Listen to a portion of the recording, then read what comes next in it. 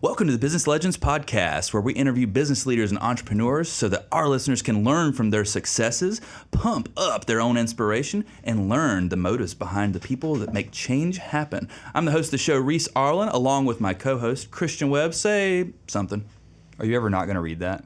Well, I mean, it's difficult. It's difficult. We changed the intro like 5 episodes ago, and I did 45 without You're it. doing great, man. You're doing great. Thank you so much. We're accompanied by Chris Dennis with eFix Everything, eFix Management Corp, eFix Housing Solutions, eFix taking over the earth. Chris, thank you for joining us this morning. Look, I'm so excited to be here, and I'm so excited all the energy that's in the room today. So Yeah. Before the show, we were talking about so the way that Christian gets me going before a podcast, he says something just to like irritate me a little bit, just so that I start moving a little faster, and that's kind of like the coffee activation ceremony, you know. Like I have to do a little bit. But enough about us. Tell us all about the eFix enterprise at this point.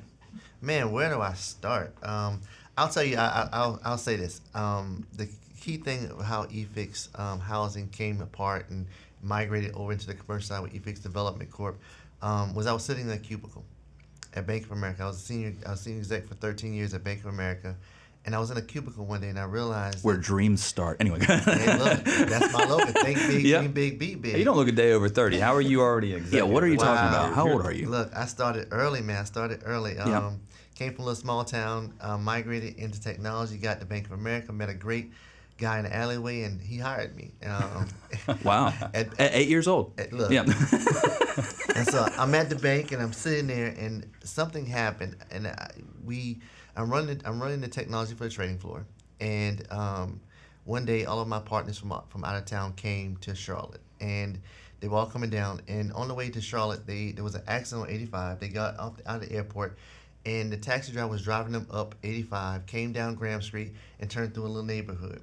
And the taxi driver told him, I said, you think crime in those places are bad, but this neighborhood was labeled as a top 25 most dangerous neighborhood living in America. Wow. So you need to lock your doors and slide into the middle of the seats. These guys from New York, Chicago, and Atlanta, and they all did it. So they get to the office, and we're at the office, and I'm drawing on a chalkboard, getting ready for the meeting. And one of the guys turns and as the icebreaker starts telling the story about sliding the seats and locking the doors. And he says, so Chris, where do you live? And I thought for a second. Lockwood, that's the neighborhood I live in. They're talking about. Wow. Oh, no. Let that sink in. I'm telling my entire team has come to Charlotte, and they're sitting here, and we're talking about the top 25 most dangerous neighborhood, which is the neighborhood I live in. And now I'm leading this meeting, and I've got to tell the truth. Yeah. I think any great business starts off with a mission of your why, and then also overcoming the truth that you live in and that you have to narrate. Because for me, that room that I was sitting in was 98% Caucasian and 1% Afro-American. The neighborhood they were talking about was 98% Afro-American and 98% Afro-American and about 2% other. And when I looked at that neighborhood, I knew that day I had to tell the truth, but also I had to make an impact. And within a year or so, I left the bank, and it wasn't because of money. Bank of America was treating me well. But after going to Queens and get my MBA, I realized what I valued the most was making an impact. And it started off by rebuilding communities. And that was my slogan. I wanted to go in and build dreams by rebuilding communities. And so that's how I got into eFix housing. That's so incredible. So, not that I want to make you relive such an experience, but I feel like it's important for everybody to kind of feel what you felt in that moment. And I'm not your therapist. I'm not going to say how did that make you feel, But so you're in this room, and what was the climate of the room like? You say I'm from Lockwood. I live in Lockwood right now, and even though I work at Bank of America, like. What was that room like? I mean, was it a hushed whisper, or was it what was that like? Because I think it's very important to become what you are. I think that so to describe the room, it was all a cheery feeling. It was a great conversation. When you walk in any business, you're bringing people together from and we're talking technology. It's the icebreaker. How do we get to know each other, and how do we kind of build that cohesiveness in the onstart. So the icebreaker is always important. We're talking about golf. We're talking about, hey, what did you do last night? But that conversation created the elephant in the room. Yeah. And for me, I was living it because I saw the reality of the community at the time. Mm-hmm. I woke up to it. I had just left it an hour later, and the community wasn't bad. It was just crime, and people had stopped the characteristic of what we call community had changed to a mindset of the hood. I tell people community is a way of life, hood is a state of mind. And we've got to change that state of mind and build that way of life. So I was waking up to a state of mind that people said was the hood. And in that room, when they said that, for me, it was a flashback moment, and I had to make a big choice. It was, do I tell my colleagues, the guy who's about to lead this meeting, that I came from that neighborhood that they just saw that they considered to be a dangerous situation? Or do I tell the truth that, I lived there, now I got to go back and change that? So that room went through a hush phase. It was got real quiet for a second, and it was a reality moment for me. But I think I gained the respect of my teammates because I told the truth. Yeah, no kidding. I mean, that's a hard truth to tell when you're sitting in that room. This would make a great movie, by the way. Hey, look, that's next. That's Martingly, we see you over there. Anyway, that's coming. Yeah, man, gosh, it's just incredible. I feel like when you're personally impacted by something, it becomes a lot more real to you, because there's neighborhoods that are not so nice in the United States, but when they're using that as kind of the example for you, I'm sure that kind of opened your eyes, like, I got to do something about this. It's actually funny. Most people would have said, I need to move. Well, yeah, and instead you were like, I'm just going to change the whole community and make it nice. Yeah, I think you believe, and something we were discussing before this though, is that you obviously believe in people, because if you have this crime-ridden area, you must believe in your heart that people aren't trying to do bad stuff and be bad people and stuff. It's just that maybe that's the way that they get by or whatever. So how do you? Christian's the type of person that will talk about things from a grand scheme. You went from here to there, amazing, right? But I want to talk about some of the steps. Okay, so you go home, Lockwood, and you say, all right, I got to do something about this. What was your next step? Like, how did you get to the next piece? Well, I'll tell you, before I go there, the mindset was part of it. Because again, I'm a 22 years retired veteran, military. Mm-hmm. So I had learned tactical. What? How are you? He's like 72, and he's just... How old are you? What? Well, I'm a little bit over 40. But okay. I went in the Guard, so I did the Guard. So I was able to go in the Guard. Again, my story is a little bit different, and I want to talk about the mindset because I was born mentally. They labeled me as being mentally retarded. Wow. So they put me in resource classes for 7 years of my life and told me that I would never learn like the average kid. So for me, I've always looked at people to try and figure out the glass is always full. So I'm always looking for the opportunity, the goodness in people. So when it comes to community, I'm always looking for the positive side. I try and never see the negative. And so when you looked at, when you asked that question, the mindset and how you morphed into it, when I went back to that community, two things happened. One was I walked through that community and I realized the problems. And it's the problems that we see in businesses and communities. That community wasn't a bad community. It had just lost financial, social, and family disconnects. Now you take those three things in a business or in anyone's life, you disconnect you from your friends. What happens? You fall apart. Yeah. Financially, you take away the financial concept, your ability to have access to finances, you fall apart. And then the most key thing is social aspects, being able to interchange and interlock with people. When those three things fall apart, communities fall apart. And I never forget, I went to the HOA meeting, and we were sitting there, and the HOA meeting was like 4 people. Mm-hmm. I was the fourth. Right. But it was 3 old ladies, and they were passionate about community. They showed up, and they were telling a story about how bad the crime was. And their solution was to go in and bolt the windows down on all the houses. And so I was like, wait a minute. So if you're... Seems like the wrong message, you know? These 3 old ladies, if you go inside the house and bolt your windows down, if the house caught on fire, how are you going to get out? Right. And I said, wait a minute, this is not the community I grew up in. I grew up in South Carolina in a unique community. We didn't have a whole lot. We were poor, but not poor-minded. Mm-hmm. And but we had a sense of pride. And there's no way you're going to tell me that your solution is to bolt the windows down. We've got to do something. So when I walked out of that meeting, my life changed because I knew that just like anything, you either going to talk about a solution or you're going to be a part of that solution. And I wanted to be a part of it. So I had to be creative. And so I found out all the stakeholders and people that wanted to be a part of that community. And I said, let's do one thing. Let's change the narrative. we've got to focus on changing the narrative, and not tomorrow, but now. And so we did something that was off the wall. Again, if you want to change anything, you've got to interject something that's different. I was talking about it earlier, and we found our connection. Which is wild. Isn't that amazing, though? Like, I can't tell you how many times we've been sitting across from people on this show, this cast, or at a business meeting or whatever. It's like, dude, you look familiar. And then, sure enough, I mean, it's been all sorts of things, whether it was business or work or anything. But anyway, please continue. I just think it's amazing. Yeah. No, that's powerful. 6 degrees separation. I mean, yep. I love to read. And so we did something that was different. The article had just came out, Charlotte Observer.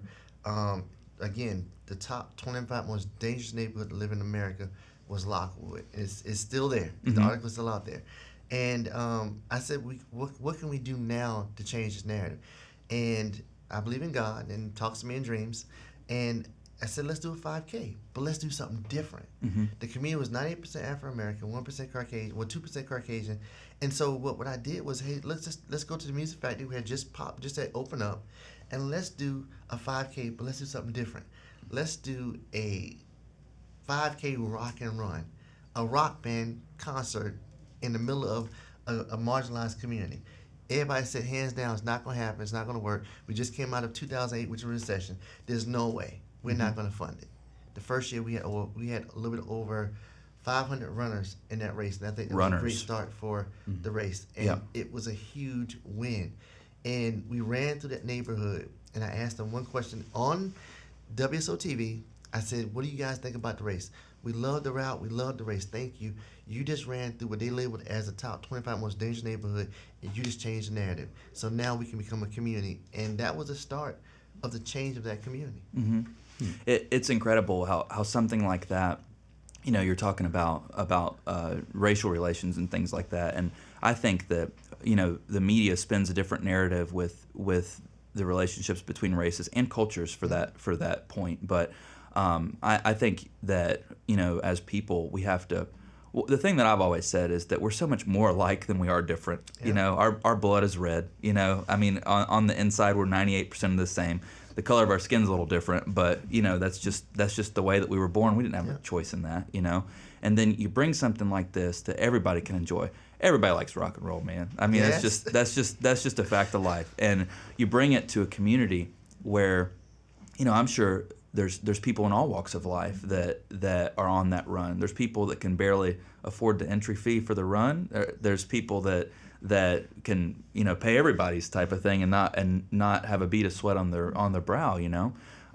But the thing that you've said that I find particularly impactful is that you have to change the narrative and do something outside the box, something that's unique. And I think that was a part of the magic of it, because Christian and I both knew that before we knew you, I guess you could say. But you know, you have to do something unique that kind of showcases that. And I'm sure as some of these people are running through this area, they might think, we got to do something about fixing this up and changing it and making it a little better. And lo and behold, that's exactly what's happened in that area. You know, that was the concept. It was, how do I get people that had never been to, because we label things before we even know it. You know, you've never been to this area, but yet you'll say it's a bad area. Right. So what happened was, I wanted people that had never been to the area to come experience the area and see, hey, it's not as bad as they say it is, and you could be a part of that change. Yep. And so the people that ran through the neighborhood saw the value of the neighborhood they were running in, but the people in the neighborhood saw the value of that neighborhood as well, and they appreciated what they had. And then the young guy who became my vice president was a Caucasian, and we partnered and we built the fabric of diversity for that community. And you drive through it today, it's a diverse community that's growing. That's now, in I think 2010 was labeled as the fastest gentrifying neighborhood in America. Wow. By value, not by displacement. By value, I want to be clear, not by value, not by displacement. So we had done something that I think was iconic, and that became a template and a model that people can look at and say it works. Yep. And it was built on diversity of two people from two different backgrounds coming together, culminating stakeholders, and rebuilding the fabric of a community. And that's how I launched out with eFix Housing Solutions. Wow. That's such an incredible story. So Christian's the idea man.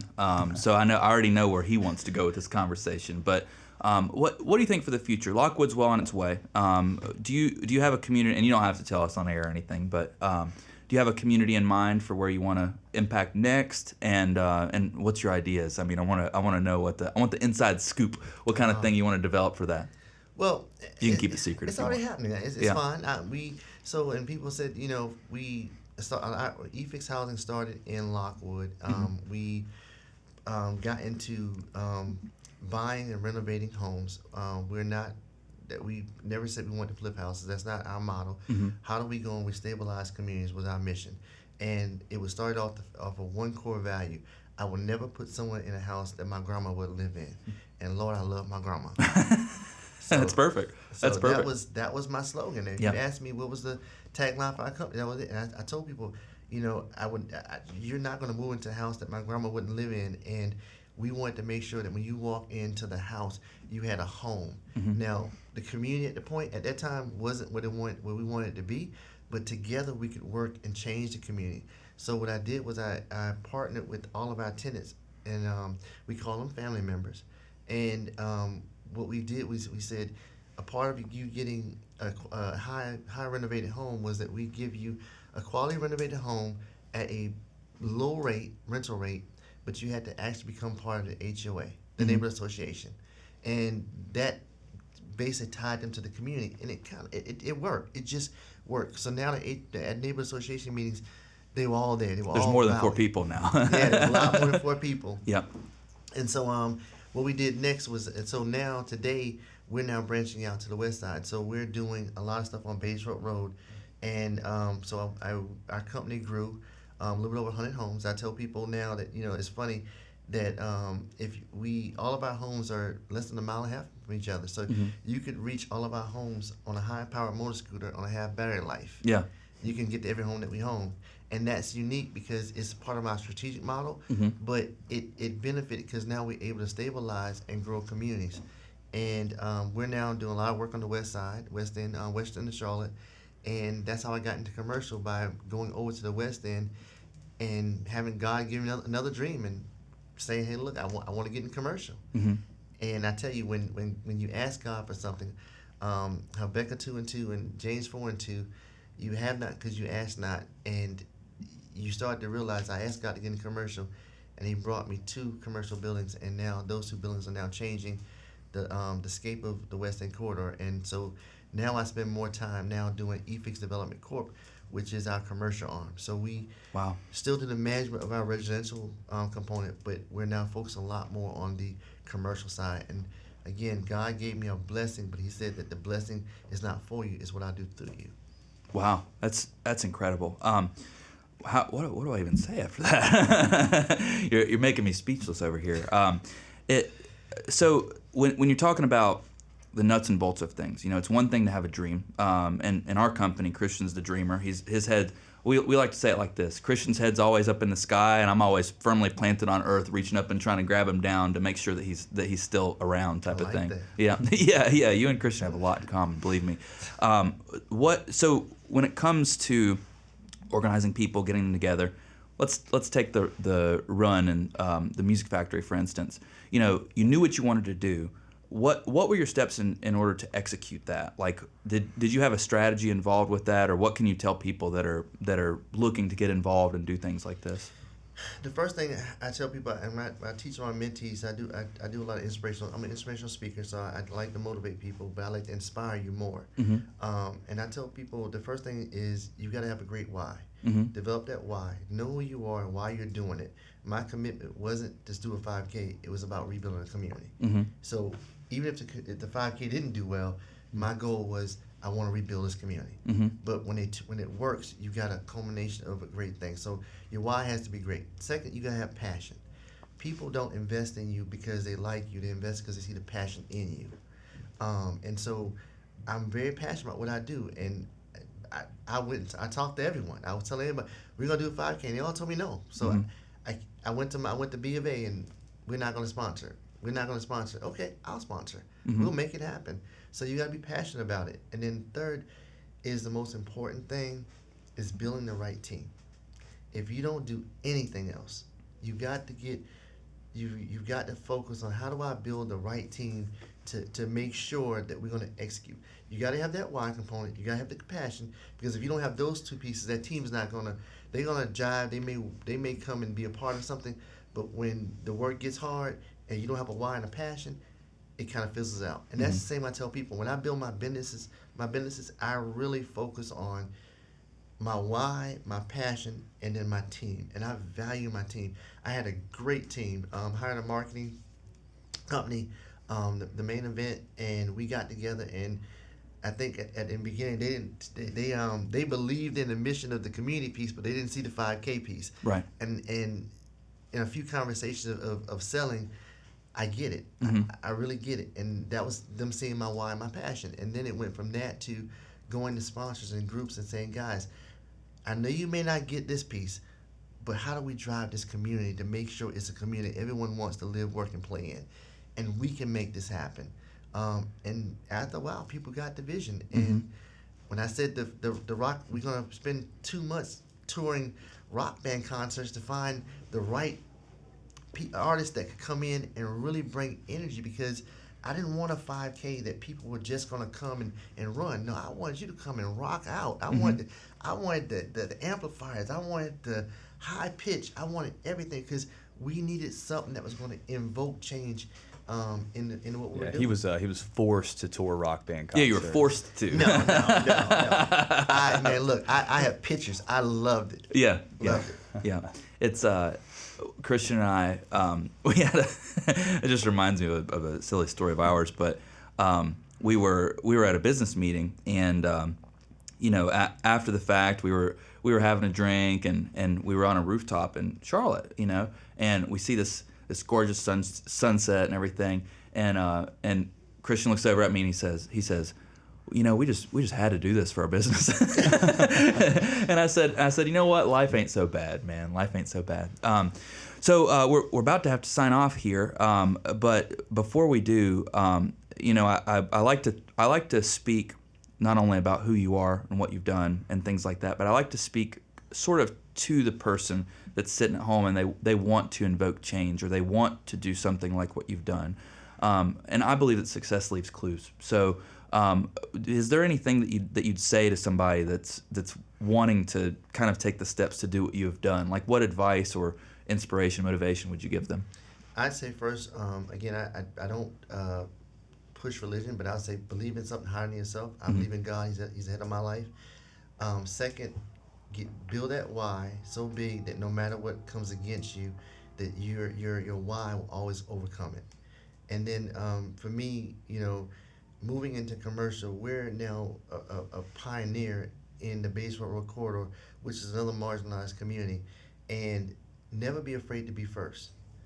Now, Steve already talked about taking that leap, because they're growing wings, and you're going to get a lot of bumps and bruises. I've gotten a lot of bumps and bruises, but I've learned so much. I had a dream about going into deep when I got into commercial.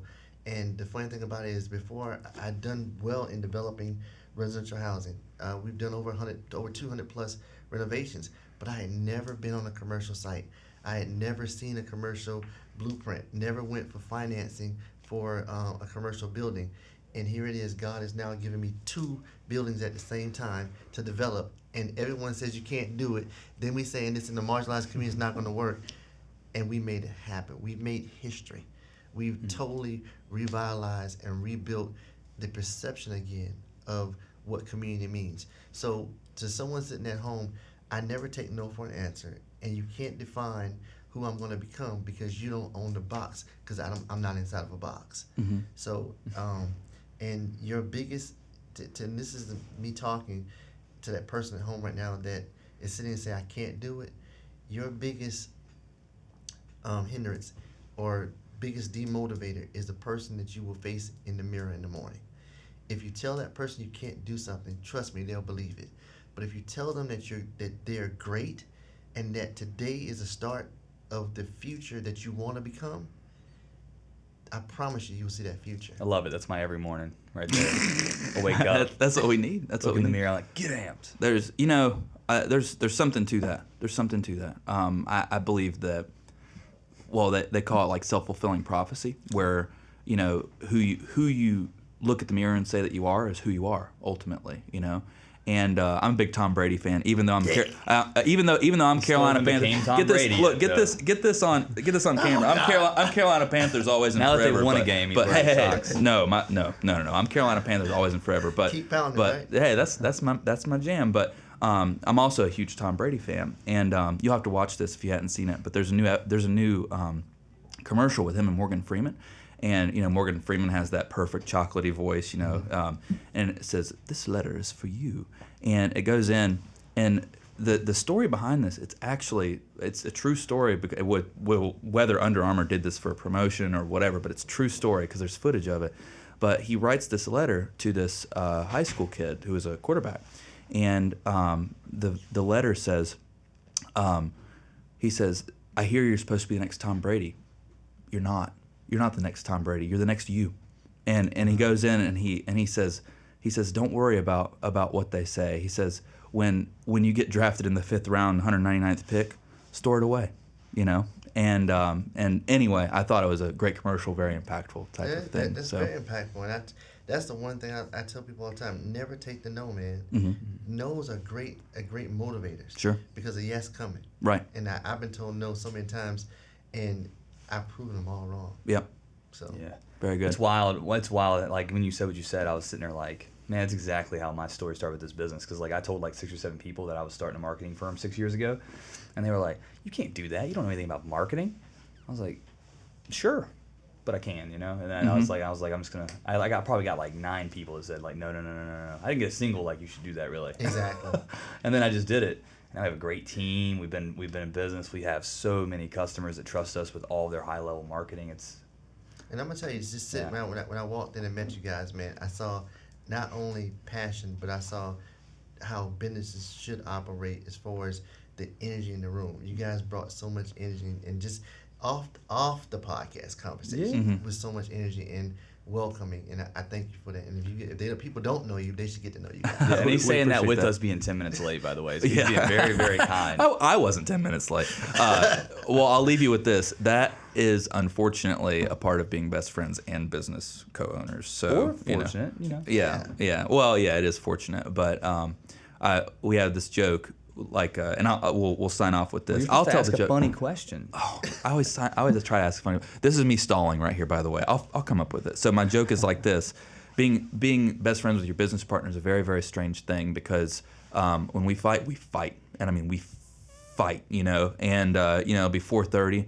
Oh my God, you suck! You're so stupid, and I mean, it's like it's a fight, you know. It's not that and bad. then you know, 5:01 comes around. It's like, hey man, you want to do dinner later? Like, okay, so funny question. Oh man, I stalled as long as I could, and I still got nothing. I gotta stop doing this because I can never come up with the right funny question. Well, you're moving into the thank God, you said the west side, is that right? West Bays Road, West End. Okay. So what's the out of box thing you're gonna do there? So the out of box thing we're doing different, man, is that we're now not only building dreams through housing, we're building dreams through commercial, and I have a vision that the 4 corners of Bays Road and LaSalle, I want to make people look at those 4 corners as McAdamville, a place that you have to come visit and see. And we did something that was unique. We brought charging stations to a marginalized community. And people are like, why would you why do you need a charging station on Bays Road?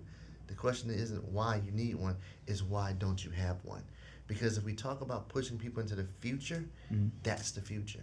So the out-of-box thing for me is, how do I embrace this community and bring things to this community that will push it forward, drive the culture, but create it as a community that's strong because the people who live there, work there, and invest there. And I'm just happy to be a part of it. So when you do stuff like that, I'm just curious, are you doing it on purpose to drive traffic that can invest in the community?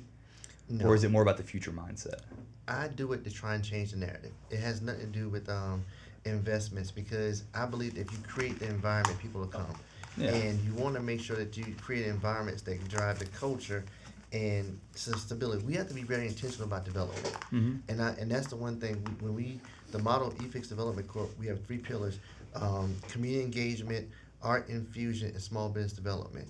Those are 3 things I live by. As long as we can do those 3 things, we can build commercial and residential opportunities that will cause communities to grow. Yeah. And all of his things are so passionate and stuff. I can't even think of something funny. I know. I'm trying to like grab something funny. I think we're just gonna sign off with no funny. No funny. Do you have a funny question? No jokes. Martingly, you got a funny question? Spot too. Yeah. It's hard to think Behind about. the scenes, there you go. Yeah. Yeah. A funny question. Why didn't I charge the, If you the could other use camera? That would be a funny If question. you could use one filter on Chris, what would you do? If I could use one filter Oh, on Chris, What would you use? Time out. That- You can text it to me if you that's a want. great one. okay, it's like a funny question, but not a funny question. What is the worst investment you ever made? What is the worst investment you've ever made? What's your biggest bruise? Wow. His time on this podcast. Worst time investment. That content management company that I. Yeah. Brutal. The worst investment I ever made, but it was the best investment, was I ended up going to, well, I'm going to say it two ways. One way is the fact that I wanted to invest in, invest in yourself. So I complained to my mentor about a course that I paid for, and it was only $4,000. Not like that's not a lot of money. It wasn't a lot of money at the time to me. It was I didn't have the money, but I didn't want to pay it. But when I got there, the knowledge he imparted in me showed me that I had been losing $15,000 a year. Wow. Because of how I was dealing with my insurance on my properties. Wow. So that was the best investment I made, but it was the worst investment because I didn't understand the power of that investment at the time. Wow. So I see. And I tell people, if you don't invest in yourself, you're already setting demise for yourself. So by investing that $4,000 a month, that $4,000 for that event, and that learning opportunity, it saved me $15,000 a year. But I thought I was doing the wrong thing. I was like, "There's Didn't no know. way I'm paying this." You weren't grateful for it. You didn't understand it. Yeah. And Oh, well, I understand that. So, you it learned was from it. hard, man. Yeah. I learned so much, and I tell anybody, invest in yourself. Invest in education without application is horrible. But the moment you become educated and you learn how to apply it, you become powerful. And that day I became powerful. Yeah. Because if I hadn't have paid it, I don't think I'd be here. Wow. I think we'll sign off with this, and we'll talk about this more off air. But Over steaks. Over steaks. Yes, that sounds great. Anyway, they got me thinking about steak now. But I think that some of life's best learning lessons are the ones that are most expensive. So Yes. I think a lot of we'll talk about this off air, but I think a lot of the most expensive mistakes that you make, oftentimes the best learning lessons. Chris, thank you so much for joining us, man. I can't wait till this podcast posts with mostly your face, because I forgot to charge that camera, so that's a whole nother situation. But it'll be good from We'll there. have the But audio of us and the face of you. That's right. Hey, That's Be the right. face of business Love, Yep. love. Efix Development Corp. That's right. Thanks, Chris. Thanks.